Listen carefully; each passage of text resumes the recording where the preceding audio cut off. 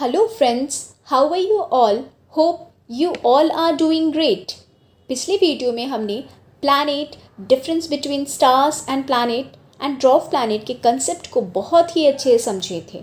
अब आज के वीडियो में हम हमारे सोलर सिस्टम में मौजूद हर एक प्लैनेट को समझेंगे। तो चलिए अब हम अपने वीडियो को शुरू करते हैं।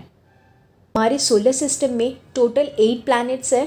तो अब हम हमारे सोलर सिस्टम के हर एक प्लैनेट को एक एक करके डिटेल में समझेंगे।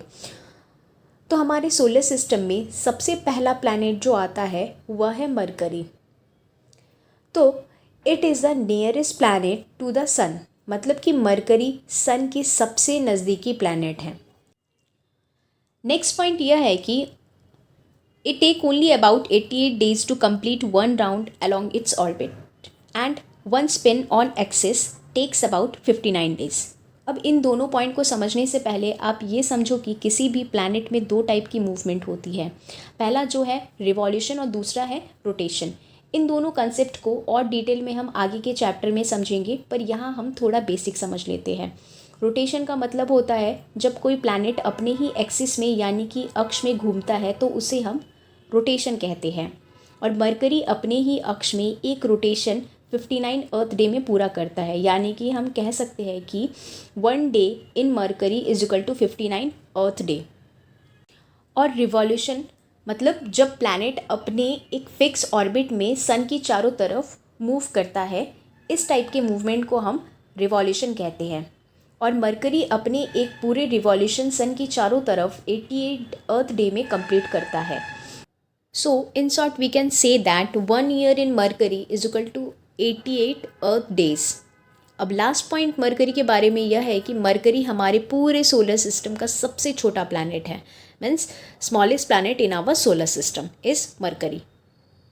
तो चलिए अब हम प्लैनेट वेनस के बारे में जानते हैं। वेनस हमारे सोलर सिस्टम का दूसरा प्लैनेट है। Venus is considered as Earth twins because Venus की सब साइज एंड शेप काफ़ी हद तक अर्थ के जैसे ही है। इसके अलावा वेनस को हम शाइनिंग स्टार, मॉर्निंग स्टार और इवनिंग स्टार भी कहते हैं। वेनस हमारे सोलर सिस्टम का सबसे गर्म प्लैनेट है। हाँ, सबसे गर्म प्लैनेट। अब आप सोच रहे होंगे कि ऐसा क्यों? सबसे गर्म प्लैनेट तो मरकरी को होना चाहिए क्योंकि वह सन के सबसे नज़दीक है। तो चलिए अब मैं आप लोगों को इसका रीज़न बता देती हूँ। वेनस की एटमॉस्फेयर में कार्बन डाइऑक्साइड की प्रेजेंस बहुत ही ज़्यादा मात्रा में है और साथ ही यहाँ पर क्लाउड भी है जो कि सल्फ्यूरिक एसिड से बनी हुई हैं। और कार्बन डाइऑक्साइड की ये नेचर होती है कि वह सन से आने वाली हीट को अपने अंदर ट्रैप कर लेती है और इस कारण से ही वेनस गर्म रहती है। लेकिन वही मरकरी सन के सबसे क्लोज होने के बावजूद भी सबसे गर्म इसलिए नहीं है क्योंकि मरकरी के पास कोई एटमॉस्फेरिक लेयर ही नहीं है और एटमॉस्फेरिक लेयर नहीं होने के कारण वह सन के हीट को ट्रैप नहीं कर पाती है। तो आई होप कि अब आप लोगों को समझ आ गया होगा कि मरकरी सन से सबसे क्लोज होने के बावजूद भी सबसे ज़्यादा गर्म क्यों नहीं है और वेनस सन से सेकेंड मोस्ट प्लैनेट होने के बावजूद भी सबसे ज़्यादा गर्म क्यों है। इसके अलावा वेनस सन के अराउंड एक रिवॉल्यूशन 255 डेज़ में कंप्लीट करता है और वेनस वन स्पिन अपने एक्सिस में 243 डेज़ में पूरा करता है। इसके अलावा वेनस के बारे में एक और इंटरेस्टिंग बात यह है कि जैसे कि बाकी सारे planet west to east direction counter clockwise move करते हैं, वेनस इन सब के ठीक ऑपोजिट क्लॉकवाइज डायरेक्शन में ईस्ट टू वेस्ट मूव करता है। तो चलिए अब हम हमारे प्यारे प्लैनेट अर्थ को डिटेल में समझ लेते हैं।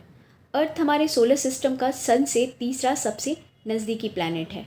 अगर हम अर्थ के शेप को डिस्क्राइब करें तो अर्थ पोल के पास फ्लैटेंड है और इक्वेटर के पास बल्ज है। That's why we describe its shape as geoid and geoid means an earth like shape. अब अगर हम इसके शेप को देखें तो हम यह कह सकते हैं कि अर्थ हमारे सोलर सिस्टम में 5th लार्जेस्ट प्लैनेट है। क्या आपको पता है आउटर स्पेस से अर्थ को देखने पर अर्थ ब्लू दिखाई देता है क्योंकि अर्थ का 2/3 हिस्सा पानी से कवर्ड है और इसी कारण हम अर्थ को ब्लू प्लैनेट भी कहते हैं। और हाँ, हमारे पूरे सोलर सिस्टम में जितने भी प्लैनेट्स हैं उन सब में केवल अर्थ ही एकमात्र ऐसा प्लैनेट है जहाँ पर जीवन जीने के लिए फेवरेबल कंडीशन मौजूद है। जैसे कि अर्थ का मैक्सिमम हिस्सा ना ही बहुत ज़्यादा गर्म है और ना ही बहुत ज़्यादा ठंडा, जो कि लाइफ सपोर्ट करता है। इसके अलावा अर्थ में एयर वाटर दोनों ही मौजूद है, जो कि लिविंग ऑर्गेनिज्म के सर्वाइवल के लिए बहुत ही ज़्यादा एसेंशियल है।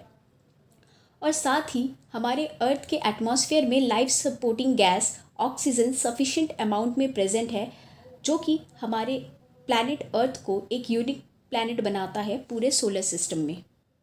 और इन सब के अलावा हमारा अर्थ सन के अराउंड एक रिवॉल्यूशन 365 डेज़ में पूरा करता है और एक रोटेशन अपने एक्सिस में 24 आवर में कंप्लीट करता है। और लास्ट पॉइंट ये है कि मून हमारे प्लैनेट अर्थ का एकमात्र नेचुरल सैटेलाइट है। तो चलिए अब हम मार्स के बारे में जानते हैं। मार्स हमारे सोलर सिस्टम का 4th प्लैनेट है। मार्स के सरफेस में बहुत ज़्यादा आयरन ऑक्साइड की मात्रा प्रेजेंट है, जिस कारण ये हमें रेड कलर का दिखाई देता है और इसी वजह से हम मार्स को रेड प्लैनेट भी कहते हैं। फोबोस और डिमोस मार्स की 2 नेचुरल सैटेलाइट हैं और पूरे सोलर सिस्टम में अगर सबसे छोटा नेचुरल सैटेलाइट किसी के पास है तो वह है मार्स के पास, और वो कौन सा है, तो वो डिमोस है।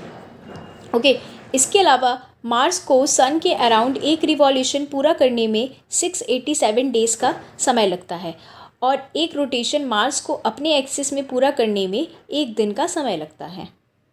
नेक्स्ट अब हम जुपिटर के बारे में कुछ बातें जान लेते हैं। जुपिटर हमारे सोलर सिस्टम का 5th मोस्ट प्लैनेट है। जुपिटर हमारे सोलर सिस्टम में सबसे लार्जेस्ट प्लैनेट है। अगर हम लार्जेस्ट नेचुरल सैटेलाइट की बात करें तो वह भी जुपिटर के पास ही है। जुपिटर के पास पूरे सोलर सिस्टम का सबसे लार्जेस्ट नेचुरल सैटेलाइट है और जिसका नाम है Ganymede.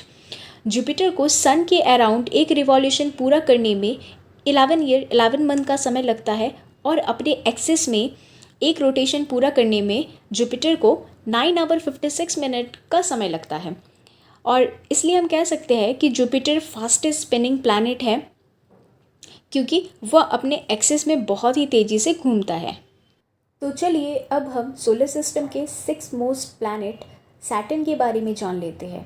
Saturn 2nd largest planet है हमारे सोलर सिस्टम का। सबसे ज़्यादा सैटेलाइट सैटर्न के पास ही है और सैटर्न के पास जितने भी नेचुरल सैटेलाइट है उनमें से टाइटन सैटर्न प्लैनेट का सबसे बड़ा नेचुरल सैटेलाइट है और यह टाइटन सैटेलाइट पूरे सोलर सिस्टम का 2nd लार्जेस्ट नेचुरल सैटेलाइट है।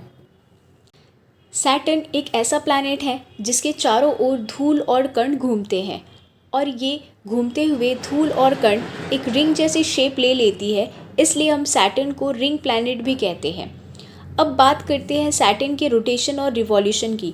तो सैटर्न को सन के अराउंड एक रिवॉल्यूशन पूरा करने में 29 ईयर्स 5 मंथ का समय लगता है और एक रोटेशन अपने एक्सिस में सैटर्न 10 आवर 40 मिनट में कंप्लीट कर लेता है। तो चलिए अब हम यूरेनस के बारे में कुछ बातें जान लेते हैं। यूरेनस हमारे सोलर सिस्टम का 7th मोस्ट प्लैनेट है and Uranus spins in opposite direction of the earth and most of the planet. जैसे कि बाकी सारे planet west to east counter clockwise direction में स्पिन करते हैं, यूरेनस ठीक इस सारे प्लैनेट के ऑपोजिट स्पिन करता है। मतलब कि Uranus rotate in opposite direction from east to west in clockwise direction.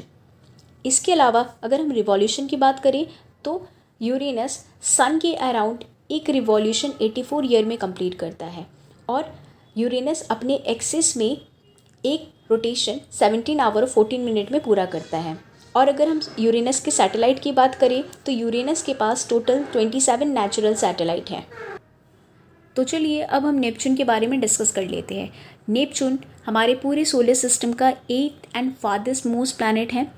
Neptune हमारे सोलर सिस्टम का सबसे ज़्यादा ठंडा प्लैनेट है। इसके अलावा 164 ईयर में नेपच्यून सन के अराउंड एक रिवॉल्यूशन पूरा कर लेता है और अपने एक्सिस में एक रोटेशन 16 आवर 7 मिनट में कंप्लीट कर लेता है। और अगर हम इसके सैटेलाइट की बात करें तो नेपच्यून के पास टोटल 13 सैटेलाइट हैं। आई होप कि आपको इस वीडियो में हर एक प्लैनेट के बारे में कुछ ना कुछ बातें ज़रूर पता चली होगी। Thank you for watching this video. Stay tuned, stay safe, happy learning.